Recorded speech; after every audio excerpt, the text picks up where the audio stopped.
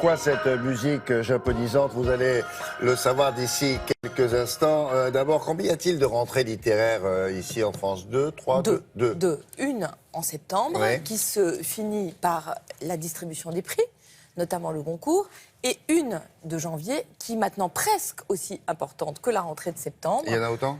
517 romans. Mais c'est une petite rentrée cette année, si je puis dire, parce que c'est une année d'élection présidentielle, comme tout le monde le sait.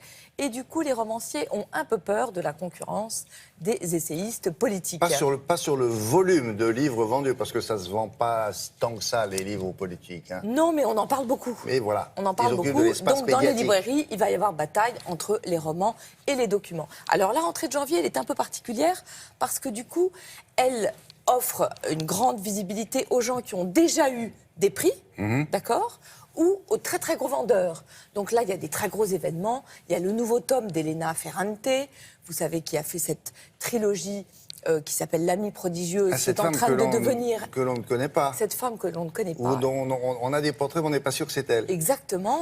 Et c'est en train de devenir un phénomène mondial, mais presque comme Harry Potter. Hein. Et le troisième tome sort cette semaine. Et il est génial, je peux déjà vous le dire. Il y a Pénac qui sort un nouveau roman de sa saga Malocène. Il y a les deux Besson, Philippe et Patrick Besson. Il y a des invités un petit peu bizarres, comme par exemple Marlon Brando, qui s'invite dans la rentrée littéraire avec un roman formidable dont je vais vous parler très vite. Un roman sur Marlon Brando? Oui. Sur Marlon Brando à Tahiti, qui est vraiment très chouette. Vous avez des surprises et vous avez donc des poids lourds comme Didier Decoing, parce que Didier Decoing, non seulement il a reçu le prix Goncourt, mais aujourd'hui il en est membre de cette prestigieuse académie. Mais moi, c'est pas pour ça que je l'adore, Didier Decoing. Je l'adore parce que c'est un des seuls rares Français qui a un sens romanesque extrêmement développé. Quand on voit l'argument de ce livre, on dit mais où est-ce qu'il a été chercher un truc pareil? Ça vous transporte aux deux sens du terme. En tous les cas, moi, ça m'a transporté au Japon. Et ça vous transporte tellement, je trouve, que c'est raconté avec empathie, avec effusion. C'est magnifique. Le bureau des jardins et des étangs. C'est pas le Japon d'aujourd'hui, hein?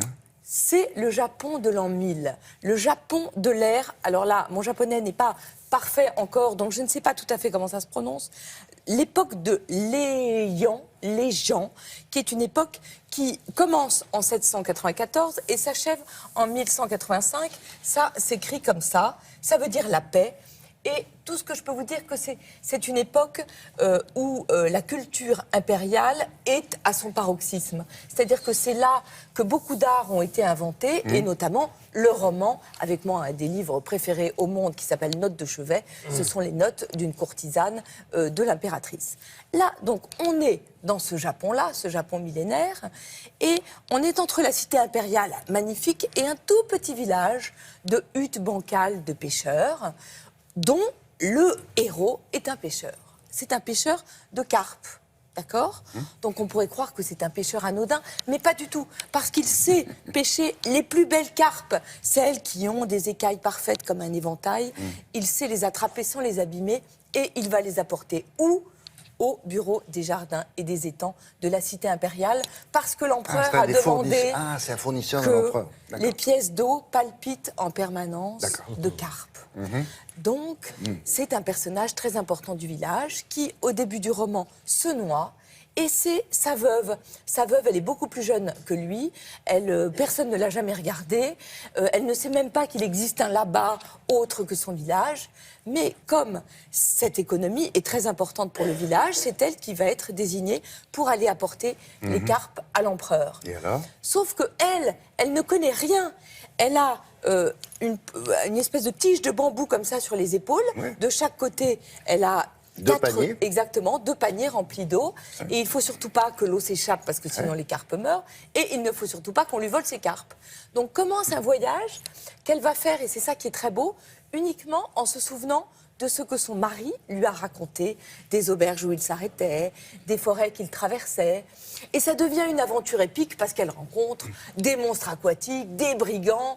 C'est absolument génial. Et en même temps, c'est extrêmement sensuel parce qu'elle se raconte l'amour qui l'unissait à son mari. Et nous, on découvre les traditions du Japon qui sont très, très dépaysantes. Par exemple, vous avez le mariage par intrusion nocturne. Si vous n'aviez pas assez d'argent pour vous marier, eh bien, l'époux, il pénétrait la nuit dans la maison de sa dulcinée. Oui. Alors, il arrivait tout nu, parce que comme ça, il devait se différencier des brigands qui, eux, avaient plusieurs couches de vêtements. Oui, et puis c'est plus pratique, ça va plus vite. Mais la tête couverte. Oui, mais il fallait qu'il ait la tête couverte, parce que si la fiancée se refusait à lui... Non, mais l'essentiel, c'est d'avoir la... Lui était épargné l'embarras du sûr. refus.